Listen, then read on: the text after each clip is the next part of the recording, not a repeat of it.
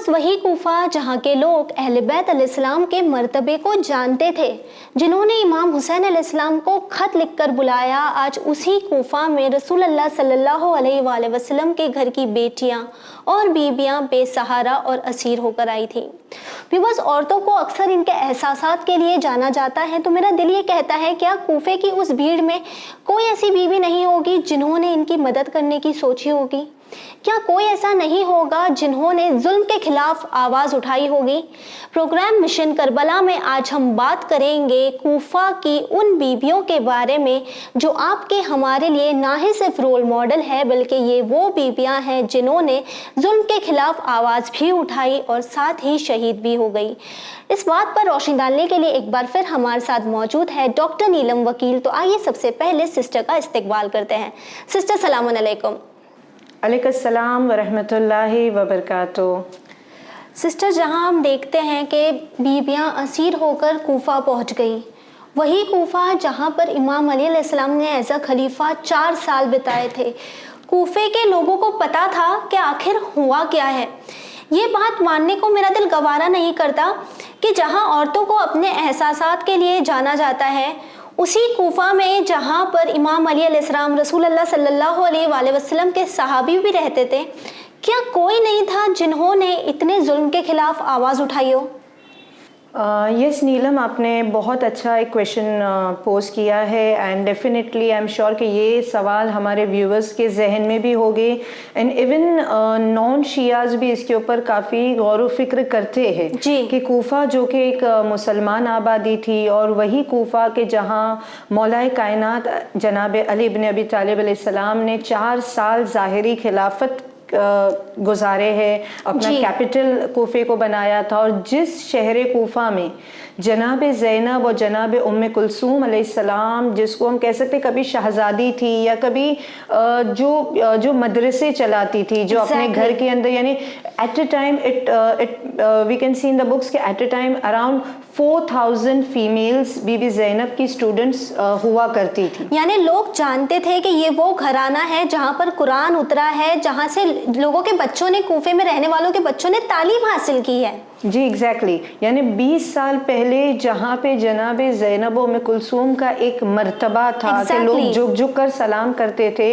आज जब उसी कूफे में शहजादियाँ आई है, सो वी कैन सी कि कूफे के अंदर, यानी अगर हम एक पॉलिटिकल सिनेरियो देखें कि कूफे के अंदर रसूल खुदा सल्लल्लाहु अलैहि वसल्लम के असहाब भी मौजूद है, अमीर अल मोमिनीन हज़रत अली इब्न अबी तालिब अलैहिस्सलाम के असहाब भी मौजूद है, खुद इमाम हसन इमाम हुसैन को पहचानने वाले भी मौजूद है, और औरतें भी ऐसी है कि जो बीबियों को जानती थी, पहचानती थी।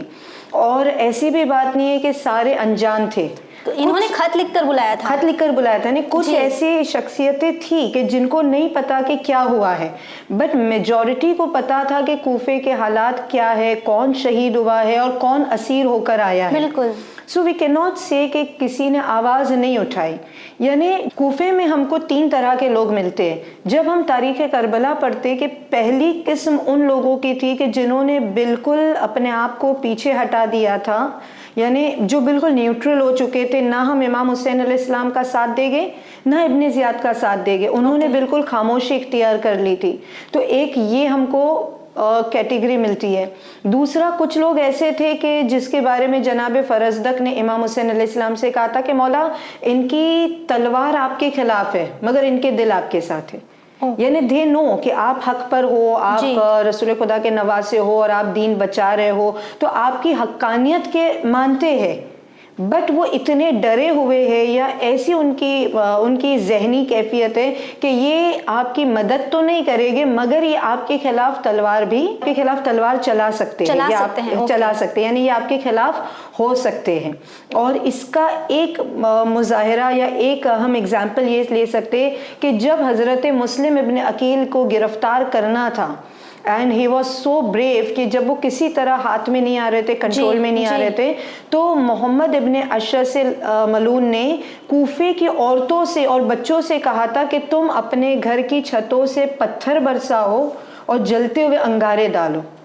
सो when we see at the history या एट द शहादत ऑफ हजरत मुस्लिम, तो वो तलवारों से या नेज़ों से नहीं जख्मी हुए थे, बट जो उनकी गिरफ्तारी का सबब बना, ये औरतों के बरसाए हुए पत्थर और अंगारे थे।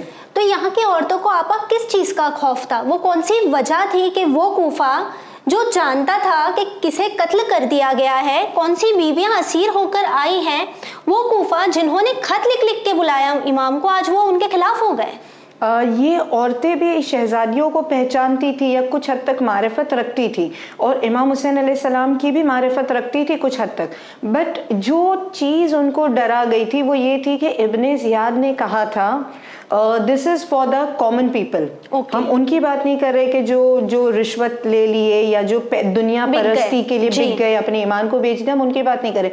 हम उस मिडिल क्लास कॉमन मैन की बात कर रहे हैं कि जिनके दिल इमाम हुसैन अलैहिस्सलाम के साथ है मगर तलवार इमाम के खिलाफ है। तो यहाँ पर इब्ने ज़ियाद ने कहा था कि अगर तुमने मुझे सपोर्ट नहीं किया या अगर तुम इमाम हुसैन के खिलाफ नहीं हुए तो मर्दों को कत्ल कर दूंगा, बच्चों को कैद में डाल दूंगा या उनको टॉर्चर करूंगा, और मैं औरतों को गिरफ्तार करके उनकी इज्जतों को ज़ाया करूंगा।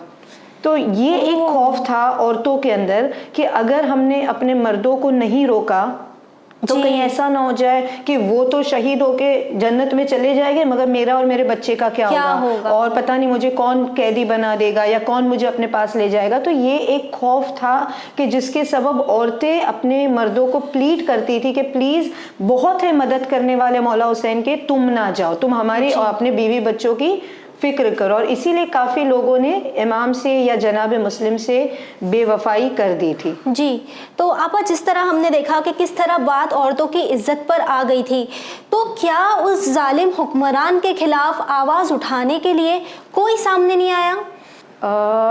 नहीं, बिल्कुल ऐसी बात भी नहीं है। माइनॉरिटी थी कोफे में, अब भी कुछ वफादार थे।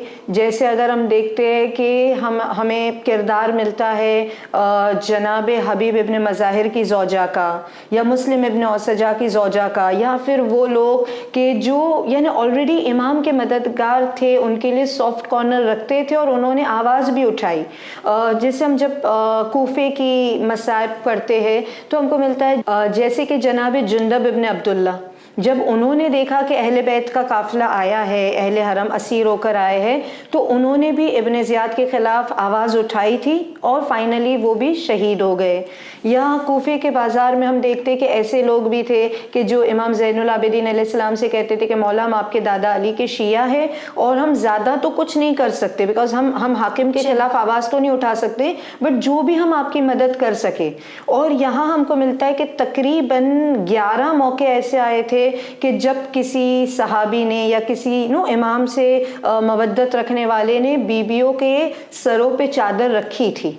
अच्छा, मदद की गई थी। क्योंकि ये तो हमारे ऑडियंस भी जानते हैं, हम सब जानते हैं कि जब अहले बैत के पास कोई कहता था कि हम आपकी कैसे मदद करें, तो इमाम ज़ैनुल आबिदीन अलैहिस्सलाम कहते थे हमको पानी और खाना नहीं चाहिए, हमको अगर मदद करनी है तो चादर दे दे। तो 11 मौके ऐसे आए थे कि जब अहले बैत की शहजादियों के सर पे चादर आई, मगर फौरन जालिमों ने जब देखा तो नेज़े चुभाकर उसे उतार लिया, उसे छीन लिया।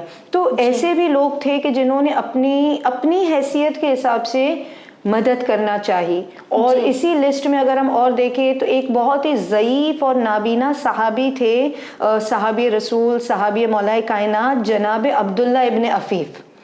He was very brave और मवद्दत का हक अदा करने वाले थे। और ये इनके बारे में मिलता है कि इन्होंने अपनी उनकी एक आंख जख्मी हो गई थी, नाबीना हो गए थे, एक आंख जंगे जमल में जख्मी हो गई, शहीद हो गई, और दूसरी आंख जंगे सिफ़ीन में मौला की मदद करते हुए राहे खुदा में जख्मी हो गई। तो ये पूरी तरह से नाबीना हो चुके थे। और फिर जब मौला अली अलैहिस्सलाम शहीद हो गए तो इन्होंने गोशा नशीनी इख्तियार कर ली, यानी वो 20 ईयर्स ये मस्जिद कूफा में किसी एक कॉर्नर में बैठ के सिर्फ इबादत करते थे और कहते थे कि इमाम अली के बाद अब मैं जी के क्या करूं, बट जब तक जिंदगी है मैं दुआ और इबादत में गुजारता रहूँगा। जी सिस्टर, जिस तरह आपने बताया कि ये नाबिना थे लेकिन फिर भी इन्हें मारिफत थी, मारिफत की रोशनी थी। अब बुजुर्ग भी है, नाबिना भी है और सामने जालिम हुक्मरान भी है, तो इन्होंने किस तरह दिफा किया होगा अहले बैत अलैहिस्सलाम का, असीर बीवियों का? इनके बारे में मिलता है, और जो सिनेरियो, जो बैकग्राउंड हम इनके बारे में पढ़ते वो ये था कि इब्ने ज़ियाद को खौफ तो था। कहते हैं ना कि एक इंसान जो गलत करता है वो हमेशा डर में रहता है, चाहे वो उसको प्रिटेंड ना करे, उसको जाहिर ना करे।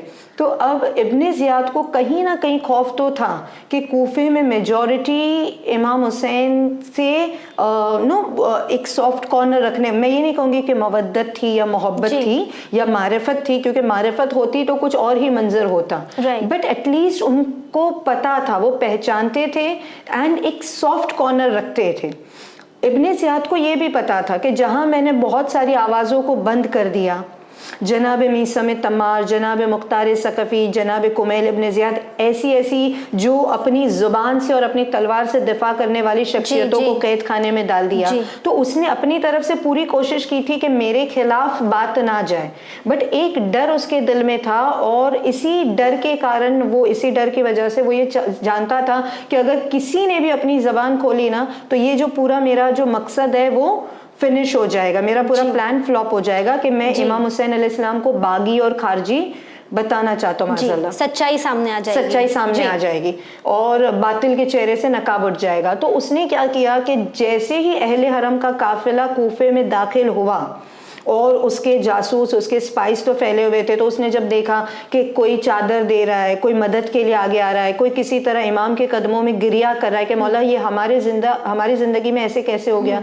तो जब उसने देखा कि कूफे के बॉर्डर्स पे और कूफे में दाखिले के साथ क्या क्या हो रहा है, तो उसने अपने आप को सेव करने के लिए मस्जिद कूफा में एक खुतबा दिया। यानी ये कौन सा वक्त था, जाहिरन ये उस वक्त गवर्नर है कूफे का, ही इज पावरफुल। तो उसने क्या किया, उसने नमाज लीड की, और नमाज पढ़ाने के बाद चारों तरफ ये अनाउंसमेंट हो चुका था कि इब्ने ज़ियाद खुतबा देने वाला है, तो सारे मस्जिद में आ जाए।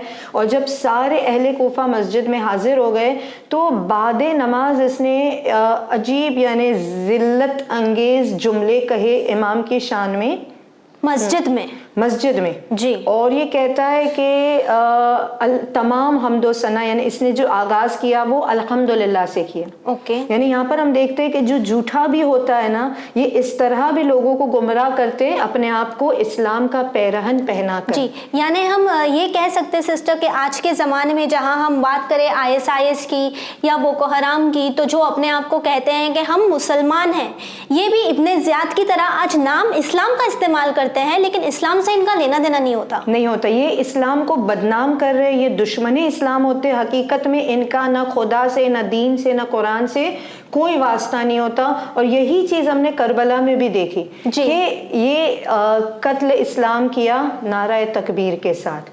तो ये यानी एक जहालत कहे या ये दुश्मनों की साजिश कहे, बट ऐसे लोग हमको हर दौर में नजर आए, चाहे वो करबला हो, चाहे वो कूफे की मस्जिद में मौला अलैहिस्सलाम की शहादत हो, चाहे वो ओहद का मैदान हो, या फिर वो आज का ज़माना हो जी। सो यही चीज़ हमने देखी। और फिर हमने देखा कि इब्ने ज़ियाद ने शुरू किया अपने उस सो कॉल्ड खुतबे को, एंड ही सेड कि अल्हम्दुलिल्लाह, सारी तारीफ़ और सारी हम्दो सना उस खुदा के लिए कि जिसने हक पे रहने वाले को फतह किया, जो हक पर थे उसको कामयाब किया, उसको फातेह बनाया, और जो झूठा था उसको जलील कर दिया और उसको कत्ल कर दिया। नाउज़ुबिल्लाह। यानी इस तरह के उसने जुमले कहे कि इमाम हुसैन अलैहिस्सलाम बातिल पर थे, या इमाम हुसैन अलैहिस्सलाम अस्तगफिरुल्लाह, इमाम हुसैन अलैहिस्सलाम ने मसलन कज़्ज़ाब थे, झूठे थे, और उसने इतनी तौहीन आमेज जुमले कहे कि एक अली वाला इनको कभी बर्दाश्त नहीं कर सकता था। तो जब कूफा में मस्जिद में इब्ने ज़ियाद इस तरह की बातें कर रहा था, तो अब्दुल्ला इब्ने अफीफ ने किस तरह दिफा किया? जब उसने यानी इस तरह से उसने अपना खुतबा शुरू किया, एंड उसका प्लान ये था कि मैं किसी तरह लोगों के जहन में ये डाल दूं कि इमाम हुसैन अलैहिस्सलाम गलत पर थे, इमाम हुसैन अलैहिस्सलाम बातिल थे, और इसीलिए यानी वो जो कहते हैं कि जो भी होता है अल्लाह की तरफ से होता है। यानी ये अक्सर ये गलत लोगों का नारा होता है कि जो भी हुआ अल्लाह की तरफ से हुआ। यानी अगर किसी का खून भी हो गया तो हमने थोड़ी कि अल्लाह की मर्जी के बगैर पत्ता भी नहीं हिलता, तो ये अल्लाह की मर्जी थी थी कि एक्सीडेंट हो गया अल्लाह न करे या कुछ इस तरह। तो उसने भी यही बात रखना चाहिए कि अगर यानी वो चाहता था कि मैं लोगों का ब्रेन वॉश कर दूं कि इमाम हुसैन अलैहिस्सलाम झूठ पर थे या बातिल पर थे और इसीलिए अल्लाह ने उनको हरा दिया, उनको कत्ल कर दिया, उनके घर की औरतों को कैदी बना दिया और हमें कामयाबी दी क्योंकि नाउजुबिल्लाह हम हक पर थे। तो वो लोगों का ब्रेन वॉश करना चाहता था। बट जनाब अब्दुल्ला इब्न अफीफ की शुजात और उनकी मवद्दत अहले बैत के लिए एक मरतबा वो बिल्कुल बेफिक्र बेखौफ खड़े हो गए और उन्होंने कहा कि दुश्मन खुदा खामोश हो जा, कहा कि तू कज़्ज़ाब है, तू झूठा है, तेरा बाप झूठा है और जिसने तुझे यहाँ पहुंचाया है जी। यानी see he is going back in the history and वो पूरे दरबार के सामने बता रहे कि तू यहाँ इस गवर्नर या इस मेहराब में या इस मिंबर पे बैठने का हक नहीं रखता। जिन लोगों ने तुझे यहाँ पहुंचने में मदद की है वो सारे के सारे झूठे हैं।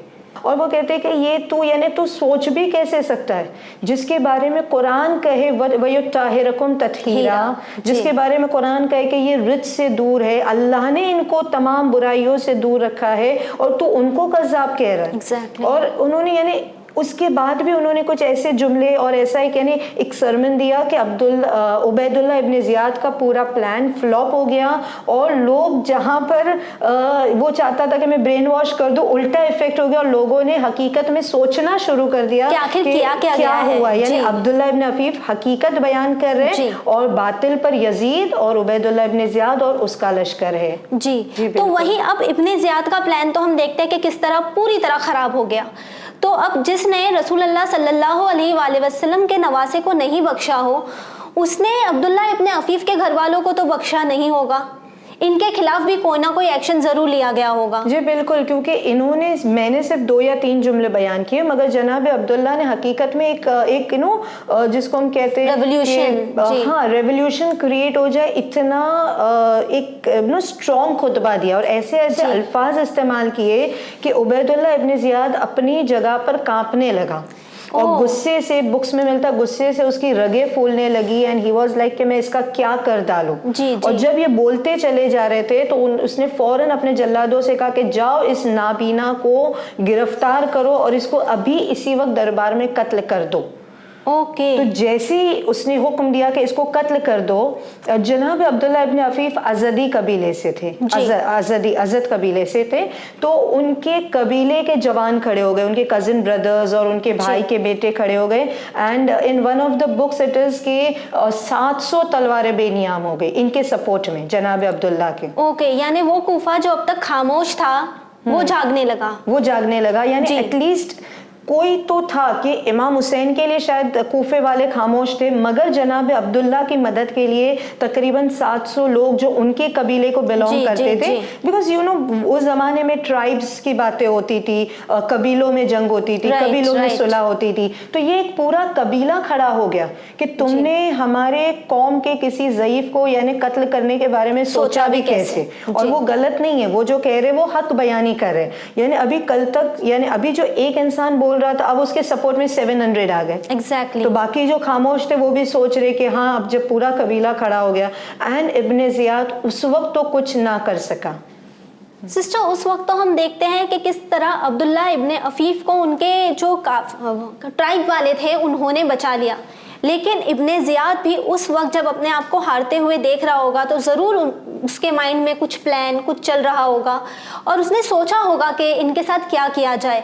तो अगर हम हिस्ट्री में आगे बढ़े और देखें तो आगे जाकर इब्न ज़ियाद ने क्या किया। कुछ किताबों में मिलता है कि उसी रात उसने जनाब अब्दुल्ला के घर पे हमला कर भी दिया था।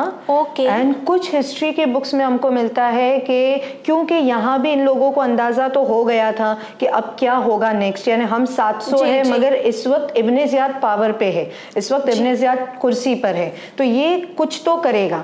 तो उन लोगों ने यमन खबर भेजी और यमन से उन्होंने एक मदद के लिए एक कबीले की या एक लश्कर मंगवाया। किसने? जनाब अब्दुल्ला के ट्राइब ने। तो अज़दी कबीले ने मदद ली यमनी कबीले से। एंड यमन हमेशा से शियाने अली की मेजॉरिटी रखता था जी। वफादार लोग रहते थे। इवन गदीर के मौके पर हम देखते कि मौला अली अलैहिस्सलाम के साथ नहीं तो 10,000 से ज़्यादा लोग यमन से आए थे। एंड इमाम अली अलैहिस्सलाम के तमाम असहाबों पे अगर हम नज़र करें तो मेजॉरिटी असहाब यमन से बिलोंग करते हैं। जी। तो यमन हमेशा से वफादार रहा है, मददगार रहा है। तो ये अज़दी कबीले ने यमन से मदद मांगी और यमन से एक लश्कर आ गया, एक ट्राइब आ गई कि हम मदद करेंगे जनाब अब्दुल्ला और उनकी फैमिली को हम प्रोटेक्ट करेंगे। जी। तो ये इस तरह भी हम देखते हैं कि जो दास्ताने करबला यजीद और यजीद वाले चाहते थे कि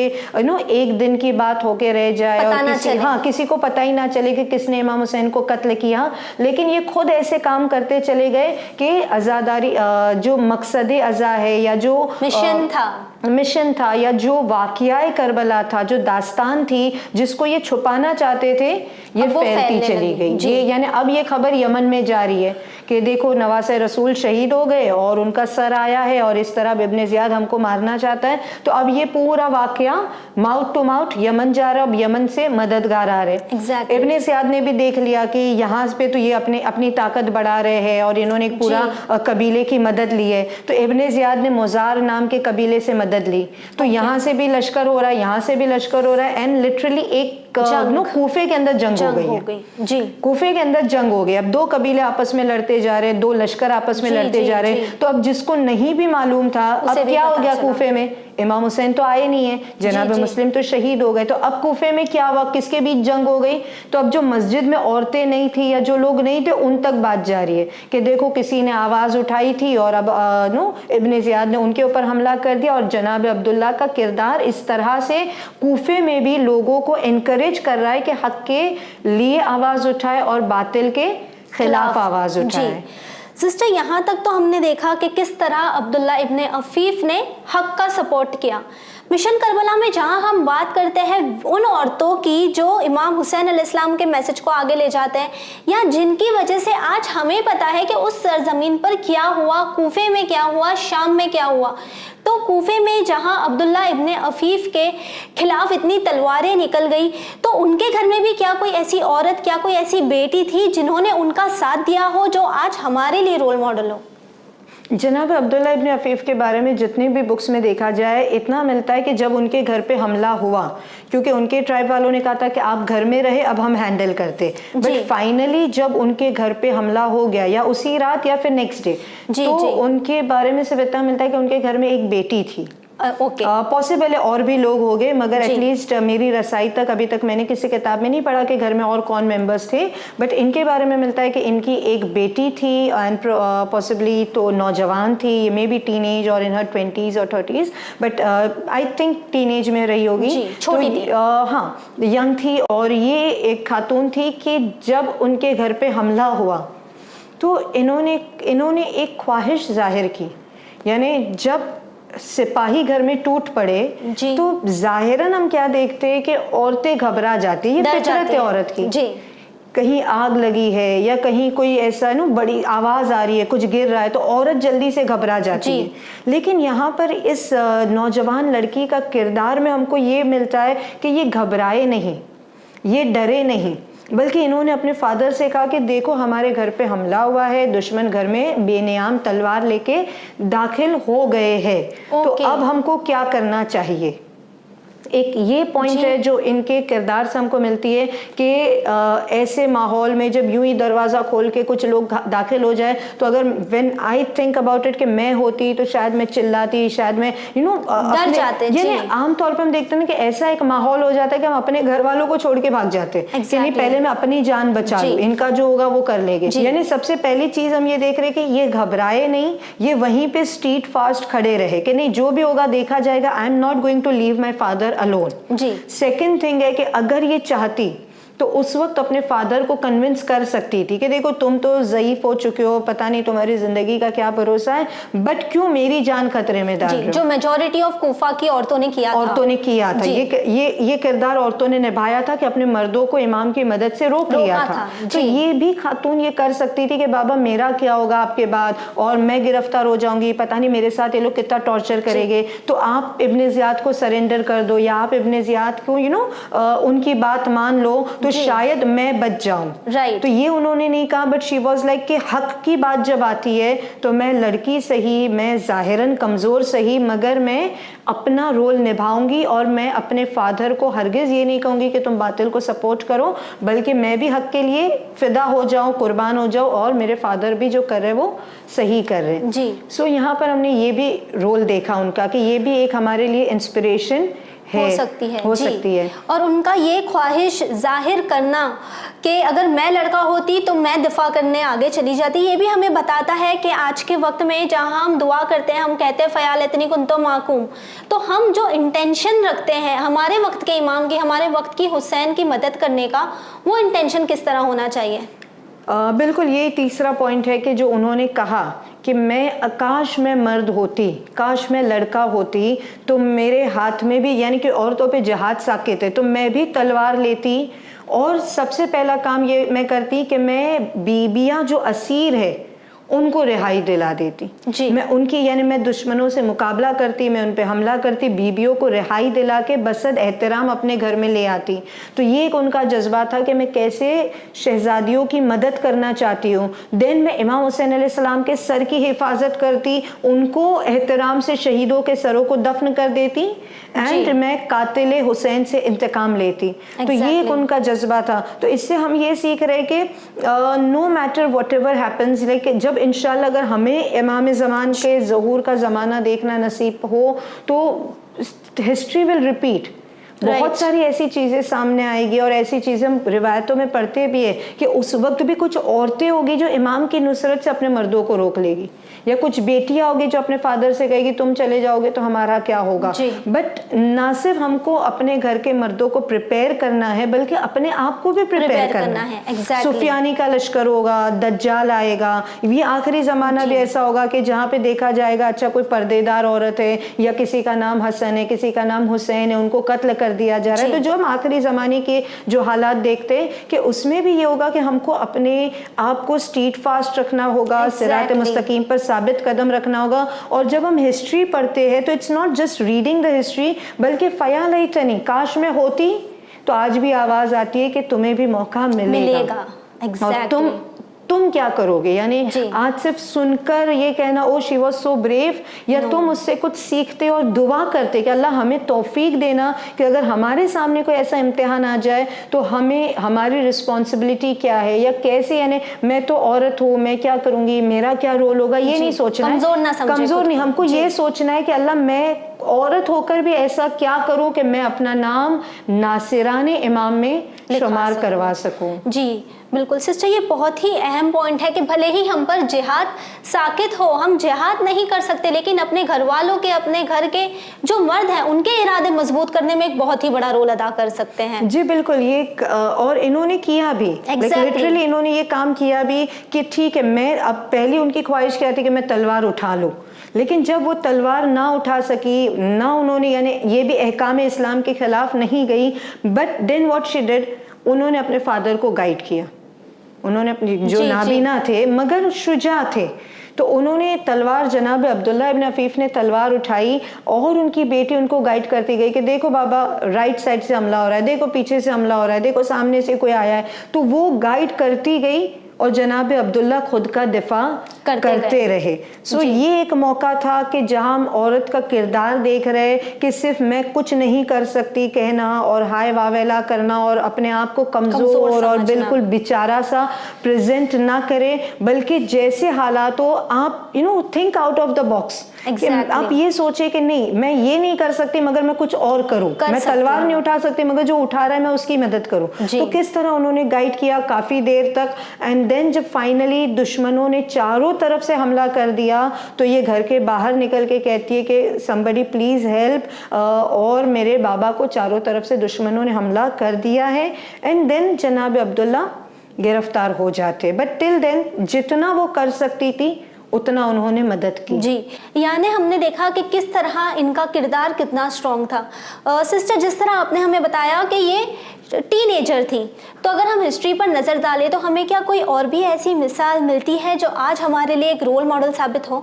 जब ये काफिला शाम गया और वहाँ पर जनाब अब्दुल्ला इब्ने उमर अंसारी ने जब अपने घर वालों को बताया, अंसारी यानी सिर्फ ये अंसारी उनको कहते हैं जो मदीने में अंसार थे, द हेल्पर्स ऑफ अंसार यानी मदद करने वाले, जो मदीने में हेल्पर रह चुके रसूल खुदा सल्लल्लाहु अलैहि वसल्लम के। सो पॉसिबल है कि बाद में वो मदीने से शाम शिफ्ट हो गए होंगे। So from the surname we can make out. तो जनाब अब्दुल्ला इब्ने उमर अंसारी ने जब अपने घर में खबर दी कि क्या हालात है, कैसे मौला हुसैन अलैहिस्सलाम शहीद हो गए और कैसे बीबियों का काफिला असीर उनको बनाकर बेमकना चादर बाजारों में फिराया जा रहा है, और कैसे यानी वो जो पत्थर बरसाना, वो जुल्म होना, वो ताजियाने लगना, जब ये वाकया बयान किया तो उनकी भी एक नौजवान बेटी थी, प्रोबेबली 17 years ओल्ड, एंड उनका नाम है बीबी दुर्रतुस सदफ। तो इनके बारे में मिलता है कि जब उन्होंने ये सुना कि कितनी रुसवाई और कितना जुल्म सितम शहजादियों पर ढाया जा रहा है, तो बीबी दुर्रतुस सदफ ने सबसे पहले कहा कि इमाम हुसैन के बाद मैं जिंदा रह के क्या करूं, यानी मेरा इमाम ही नहीं है तो मैं क्यों जिंदा रहूं। यानी वो गम, वो सदमा जो उनके दिल पर था, और उन्होंने जो हम कहते हैं ना कि फर्शे अज़ा बिछती चली गई, घर घर या कदम कदम पे जो फर्शे अज़ा बिछती चली गई, जो मिशन, जो पैगाम करबला पहुंचता चला गया। तो अब ये शाम है जहाँ पे जनाब दुर्रतुस सदफ ने खूब गिरिया किया, और गिरिया करने के बाद उन्होंने अपने आप को उठाया, एंड देन शी सेड कि बीबियाँ असीर है, बीबियों की ये कैफियत है, बीबियों के सरों पे चादर नहीं है, तो कहती है कि फिर मेरी ज़िंदगी पे खा के, यानी मैं जिंदा हूँ और मेरे ज़िंदगी में ये हो रहा है, तो उन्होंने कहा I am going to defend them. अच्छा, अब जाहिर सी बात है पेरेंट्स ने रोका होगा कि तुम लड़की हो, जवान हो, पता नहीं तुम्हारे साथ, जिन्होंने रसूल की बेटियों को नहीं छोड़ा वो तुम्हारे साथ क्या करेगी। सो शी इज़ लाइक कि नहीं, मैं तो जा रही हूँ, किसी को मेरे साथ आना है तो आए, वरना मैं अकेली जा रही हूँ, फिर मेरा जो अंजाम हो। और ये कह के उन्होंने तलवार निकाली और ये तलवार लेके बाजार शाम गई। मगर जब इनका ये जज्बा देखा, और ये पूरी हिस्ट्री में हम देखते हैं कि जब इस तरह का कोई वाकया आता है ना, तो ये लोग अलल ऐलान जाते हैं। यानी जनाब दुर्रतुस सदफ सिर्फ अपने माँ वालिद उनके दरमियान नहीं कह रही है, वो अलल ऐलान जा रही है कि मैं इमाम हुसैन की नामूस की मदद करने जा रही हूँ, मैं उनकी फैमिली की मदद करने जा रही हूँ। तो अब उनके साथ लोग जुड़ते चले गए। See again how the message is spreading. Exactly. जनाब अबू अस्वद दुएली जो मौला अलैहिस्सलाम के सहाबी थे, यानी वेरी क्लोज कंपेनियंस में से थे, जनाब हंजला, तो ये वो लोग थे कि जो दुर्रतुस सदफ के साथ जॉइंट होते गए। ये बीबी खुद तलवार लेकर आई है और इन्होंने लिटरली दुश्मनों पे हमला किया, और हमला करके कहा कि मेरा दो काम है। वही चीज़ें जो बीबी जो जनाब अब्दुल्ला इब्न अफीफ की डॉटर ने कहा था, वही इनका भी मकसद वही था। सबसे पहला कि बीबियों को रिहाई दिलाना, बसद एहतराम अपने घर में पनाह दे दूं, और दूसरा कि शहीदों के सरों को पूरे रिस्पेक्ट के साथ दफन कर दो, और फिर कातिलों से इंतकाम लो। तो ये जो 3 पॉइंट्स थे ये भी इनके जहन में थे, और इन्होंने भी तलवार चलाई, और इनके साथ जो लोग जुड़ते चले गए मौला के कंपेनियंस, उन्होंने भी अपना एहतजाज किया, अपना प्रोटेस्ट किया। बट फाइनली ये दुश्मन इतने पावरफुल थे या मसलहत परवरदिगार कि ये बीबी भी वहीं पर शहीद हो गई, मगर ये अपनी तरफ से जो कर सकती थी वो करके गई। And this was again a stepping stone कि शाम के अंदर इनकलाब बर्पा हो रहा है, क्योंकि ये सिर्फ तलवार नहीं चला रही है, ये अपनी जुबान से भी मैसेज दे रही है कि जो शहीद हुआ वो हक पर था, वो नवासे रसूल था, और ये कोई खारजी या कोई बेदीन नहीं है, इसी के घर से दीन पला है और बड़ा है और स्प्रेड हुआ है। सिस्टर, अगर हम आज के दौर पर नज़र डालें तो ये चीज़ बहुत क्लियर है कि हम अक्सर कहते हैं ना, फ़यालतनी कुंतो माकुम, काश हम होते तो हम इमाम की मदद करते। तो ये हम सीख सकते हैं यहाँ से कि जब हमारे वक्त के इमाम आएंगे, जब हिस्ट्री रिपीट होगी, तो हमें किस तरह इमाम की मदद करना है। भले ही जिहाद हम पर साकिद हो, लेकिन काफ़ी चीज़ें हैं जो हम कर सकते हैं, साथ ही अपने घर वालों को भी तैयार कर सकते हैं। Sister, thank you so much कि आपने अपना कीमती वक्त हमें दिया।